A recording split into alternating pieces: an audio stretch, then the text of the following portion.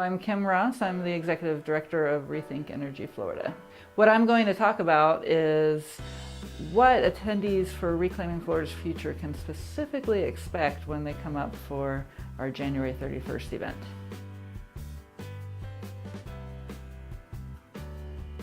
So when they get to the event, the first thing that they're going to want to do is check in with our team at registration, pick up the information that they need to get, pick up their packets. They'll find out their final list of meetings to attend, and they'll find out who their legislative guide captain is.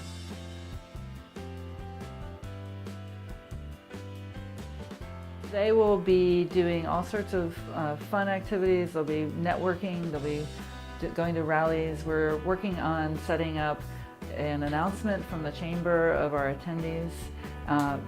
But the number one thing that you'll be doing is going to meetings and meeting with legislators.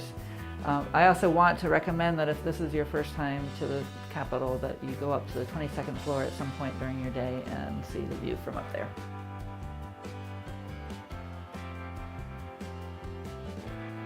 Yes, attendees absolutely will be visiting legislators. Hopefully you'll be able to visit with your legislator or their staff, and we're going to make sure that you at least do a drop-by with them.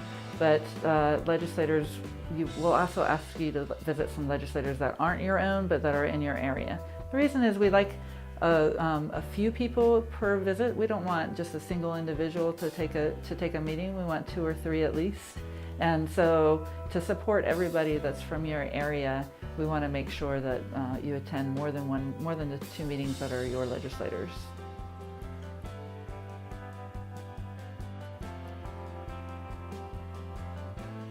So if an attendee's legislator can't meet with them, then we're going to try and set up a meeting with the staffer. Meeting with a staffer can be as good or even better sometimes than meeting with a legislator. That's great. If they still can't meet you, we're going to ask you to do something called a drop-by. And so a drop-by is dropping by their office, seeing if they have any extra time, seeing if they're there. Sometimes you can actually meet with the legislator right on the spot. When you do a drop-by, we're going to have a small handout that you'll be able to hand them that tells them the issues, but we'll ask you to please write a personal note on that handout for you to leave so that they understand why this issue and why these issues, energy and environment, are important to you. We'll ask you to write that. We'll ask you to only do drop-bys at your legislators. You don't need to drop by everybody from your area, just your 2 legislators, and we'll make sure you know who they are before you go out on your day.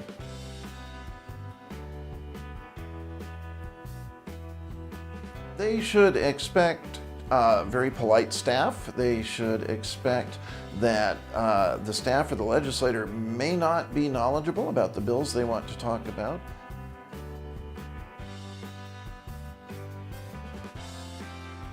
One thing to remember about the relationship with legislators and aides and who it is that you're going to visit is it's good for you to be able to visit either one. Go ahead and visit with an aide if you can, if you're not able to meet with a legislator. The aides are knowledgeable about the bills. Often they have written or helped write the bills, so they really know what they're doing, and they can do anything to help you out that the legislator would be able to do.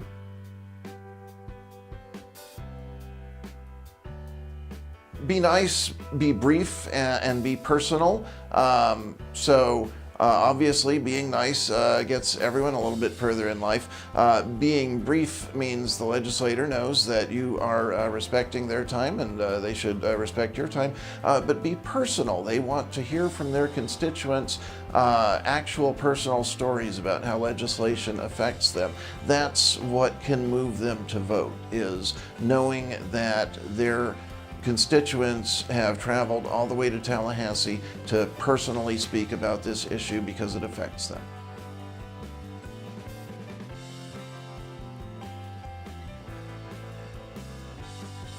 They shouldn't say that they don't like the legislator or any of their bills.